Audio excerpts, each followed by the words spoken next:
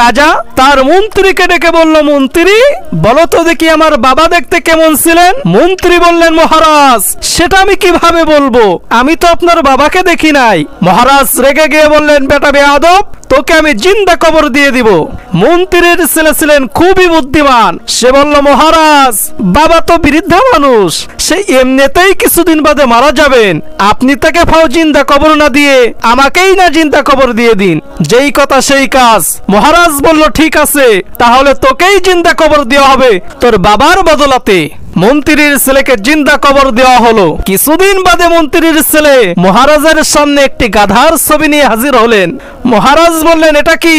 মন্ত্রীর ছেলে বললেন, মহারাজ এটা আপনার বাবা মশাই, আমার সাথে মত্তলোকে দেখা হয়েছিল, সেখান থেকে এই ছবিটা আমি সংগ্রহ করে নিয়ে এসেছি। মহারাজ রেগে গিয়ে বললেন, সেটা কিভাবে?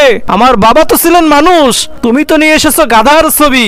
মন্ত্রীর ছেলে বললেন, মহারাজ যদি আপনার বিশ্বাস না হয় তাহলে আপনিও আমার মতন মত্তলোকে গিয়ে দেখা করে আসতে পারেন, চাইলে আপনাকে আজ আমি জিন্দা কবর দিতে পারি। মহারাজ বলল, থাক বাবা, আমার দরকার নাই, আমি আর এমন গাধার মতো প্রশ্ন আর কখনোই তোমাকে করব না।